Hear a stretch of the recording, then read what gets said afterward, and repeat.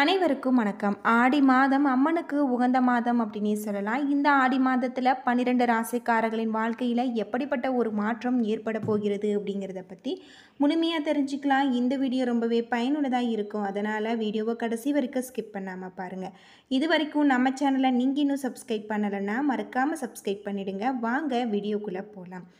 மேச ராசிக்காரர்களுக்கு வேலையில் பணி உயர்வு கிடைக்கும்.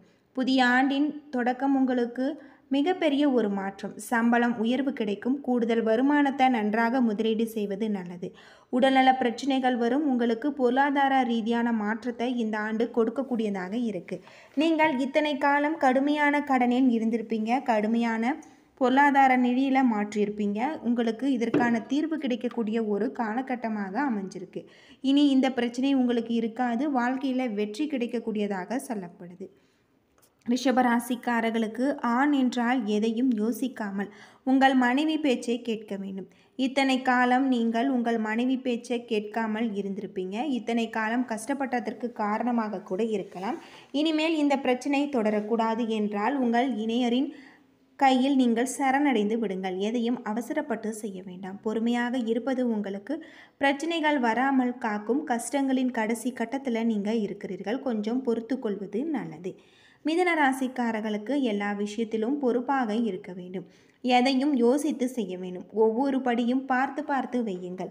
முக்கியமான வேலை பார்க்கும் இடங்களில், படிக்கும் இடங்களில் பொறுப்பாக இருங்கள். ஒவ்வொரு முடிவையும் மிக கவனமாக வையுங்கள். உங்களுக்கு உடல் ரீதியான பிரச்சனைகள் சரி செய்யும். உங்களுக்கு ஆரோக்கியத்தில் நல்ல முன்னேற்றம் கொடுக்கும். இத்தனை காலம் உங்களுக்கு வயிறு பிரச்சனை, குடல் பிரச்சனை, கிட்னி பிரச்சனை இருந்திருக்கலாம். இனி இப்படிப்பட்ட பிரச்சனைகள் உங்களுக்கு வராது. ஆரோக்கியத்தில் நீங்கள் கவனமாக இருக்க வேண்டியது நல்லது. கடகராசிக்காரர்களை பொறுத்தவரை கல்வியில் நல்ல முன்னேற்றம் ஏற்படும்.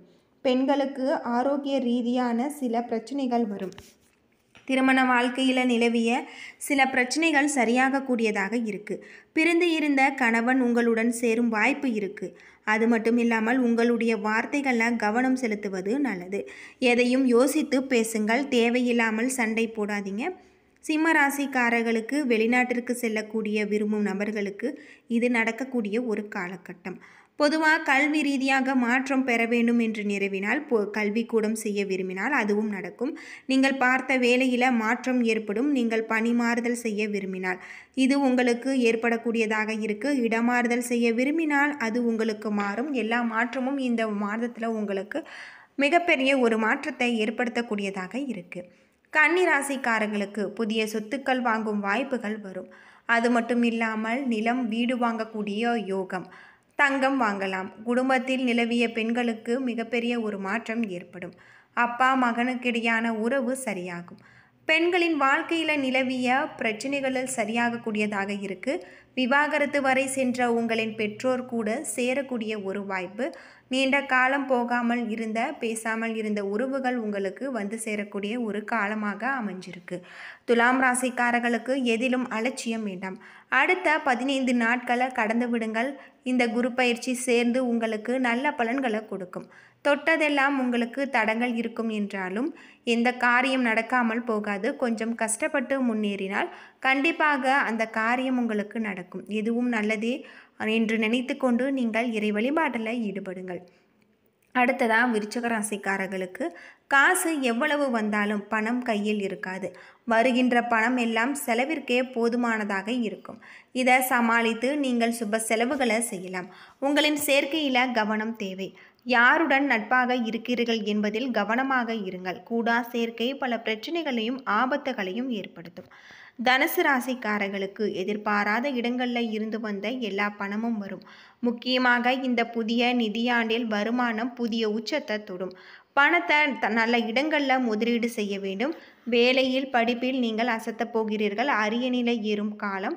உங்களுக்கு குடும்பத்தில் இருந்த மனஸ்தாபங்கள் தீரும். கணவன் மனைவி பிரச்சனைகள் தீரும். ஆரோக்கியத்தில் இருந்த பிரச்சனைகள் சரியாகும். அப்பாவுடன் இருந்த பிணுக்கு சரியாகும். உங்கள் தங்கை, அக்காவின் குடும்ப வாழ்க்கையில் ஏற்பட்ட பிரச்சனைகள் கூட சரியாகக்கூடிய ஒரு காலகட்டமாக இந்த காலகட்டம் உங்களுக்கு அமைஞ்சிருக்கு. மகர ராசிக்காரர்களுக்கு நீங்கள் நிலம் வாங்கக்கூடிய யோகம் இருக்குது. சுப செலவுகள் காரணமாக திருமண செலவுகள், வீடுகள், புதிய வாகனங்களை வாங்கலாம்.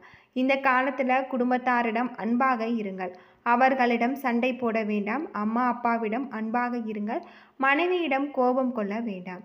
துலாம் ராசிக்காரர்களுக்கு நீங்கள் நிலம் வாங்குவது, கடன் வாங்குவதில் கவனம் தேவை.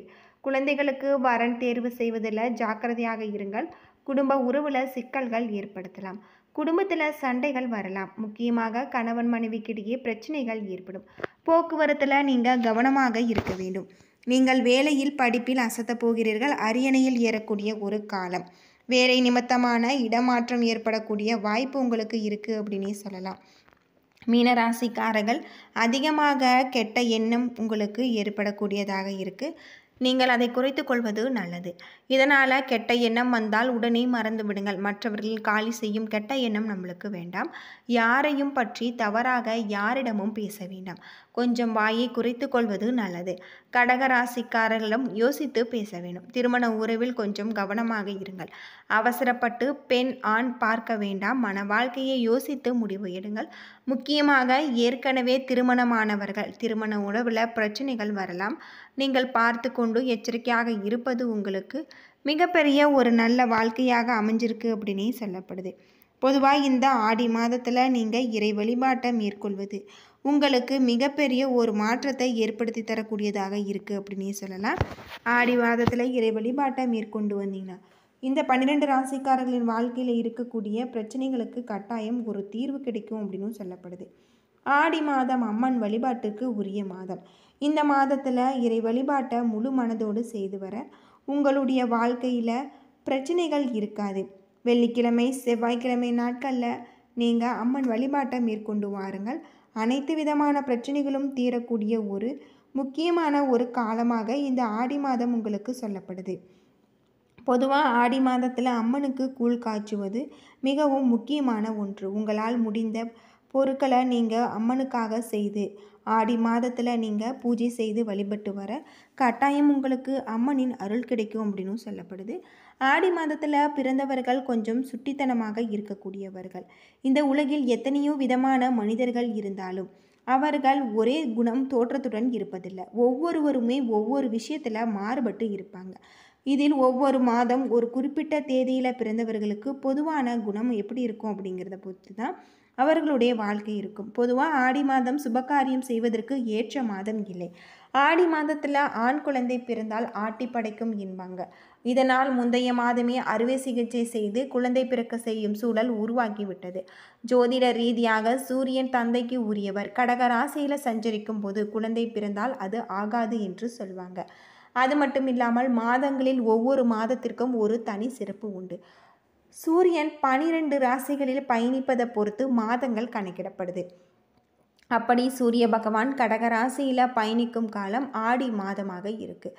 இது முக்கிய வழிபாட்டு மாதமாகவும் ஆன்மீக மாதமாகவும் கருதப்பட்டாலும் இந்த ஆடி மாதத்தில் குழந்தை பிறந்தால் குழந்தை குடும்பத்தை ஆட்டி படைக்கும் என்று சொல்லுவாங்க.